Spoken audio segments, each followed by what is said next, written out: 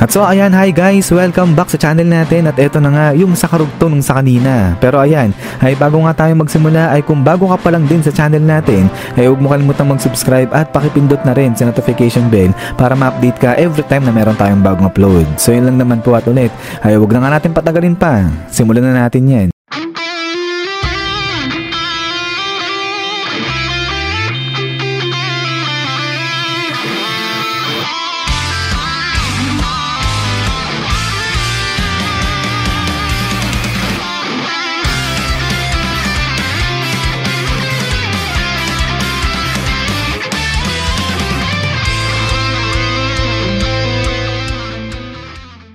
At so kanina nga ay natapos na itong hamunan sa pagitan ni Beyond Netero at saka ng mga Zodiacs. At so pagkatapos niyan ay balik naman dito yan sa may hallway dahil tapos na nga rin itong reporting ni Bagotilio at kino-congrats na ngayon siya dito ni Manong kasi nga ang ganda nung sa reporting niya. Pero ang tanong nga dito ni Bagotilio ay okay lang daw kaya yun? So tanong si Manong, sabi niya nga dyan ang alin? So sagot itong si Bago at ang sabi niya nga dyan kasi nga diba lahat nung sa risk at saka danger present niya na doon nga sa report niya. Pero yung sa mga nakatataas ay parang wala nangyari sa kanila. Magtutuloy pa rin sila sa pagpunta doon sa Dark Continent. Eh di ba?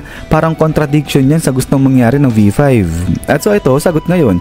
Itong si Manong at ang sabi niya nga dyan, pagdating sa bagay na yan ay wala na silang problema. Kasi nga, ang trabaho lang nila ay i-present sa mga tao yung risk at saka yung danger sa mga pupuntahan nilang lugar. At then after nun ay sila na bahala kung magtutuloy sila sa pagpunta doon o hindi. So ang ibig sabihin, nagawa naman na talaga ng maayos ni Bagotilio yung trabaho niya. Pero dito ay parang nalulungkot nga siya. At ang sabi niya nga dyan, na yung mga nakatataas nila halatang di naniniwala dun sa libro na binigay ni Manong patungkol sa Dark Continent at saka nga dun sa mga threat. Pero ang katotohanan niyan, yung mundong araw ay nagawa yung standard niyan dahil nga sa nilalaman ng libro na yun. At so dito, biglang tawa ito si Manong, pinagtatapik niya. Ito si Bagotilio, sabi niya nga dyan, na ayos, okay siya. Kasi nga, magiging mahusay siya na manager, parang siya, sabi ng ganyan. At then ay pagkatapos niyan, ay talo na nga dito sa Kakin dahil inintroduce na nga ito si Black Whale. At ito nga, yung sasakyan papunta doon na sa may Dark Continent.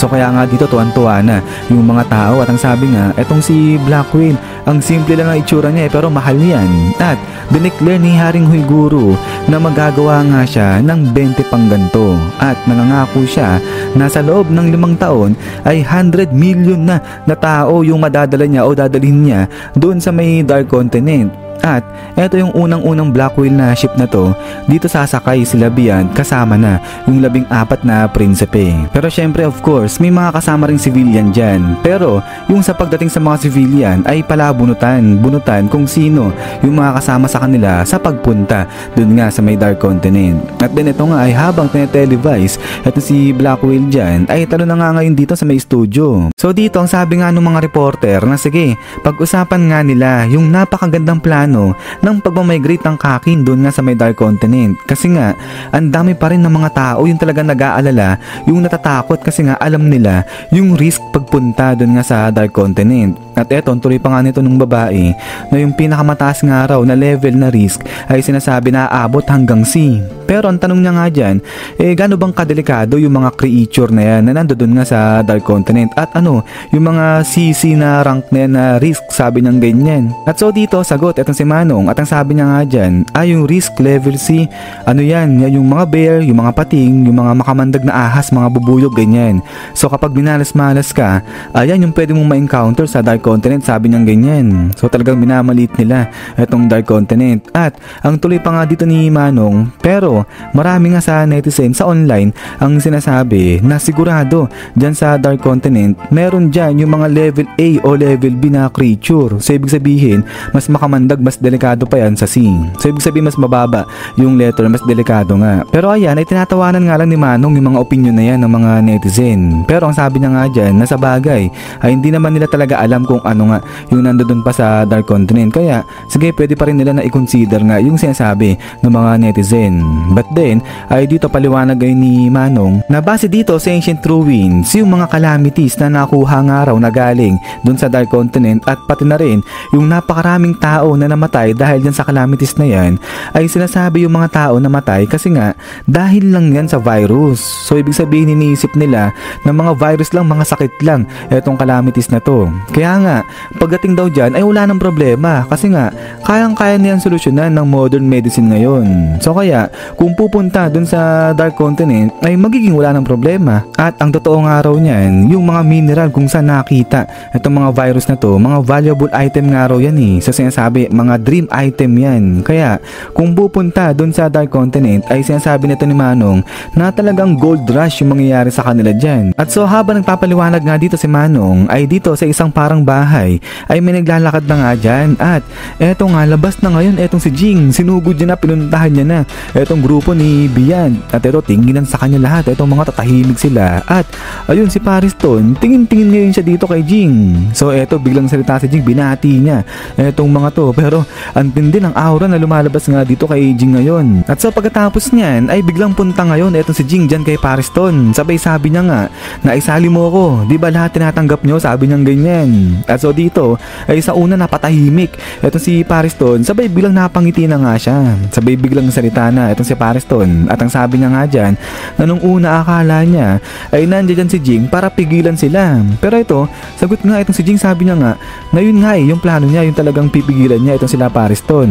Pero ito nga, biglang salita pa itong si Jing at ang sabi niya nga dyan na ito talaga yung forte nito ni Pariston eh. Siya yung may kagagawa ng gantong napakalaking kaguluhan na naman na to. So pinapapili na naman daw ni Pariston itong Hunter Association kung ano yung gagawin nila sa provocation nito ni Beyond Netero. At depende sa isasagot ng Hunter Association o sa gagawin ng Hunter Association dyan nga sa provocation ni Beyond Netero ay magpapadala ng 5,000 kamera itong si Pariston. At so kaya dito ang sabi ngayon ni Jing na tumigil na itong si Pariston sa paglalaro dyan sa Hunter Association kasi nga enough na yung nagawa ni Pariston dyan. At itong si Jing ngayon, siya na nga raw yung personal na makikipaglaro dito kay Pariston simula ngayon. At hindi siya titigil hanggang hindi nga raw nagmamakaawa etong si Pariston na tumigil na etong si Jing. So matindi bumanat etong si Jing, pero eto nga biglang ngiti etong si Pariston at ang sabi niya nga dyan na aba ngayon ay nagpe-pay attention na etong si Jing ngayon dito kay Pariston. Pero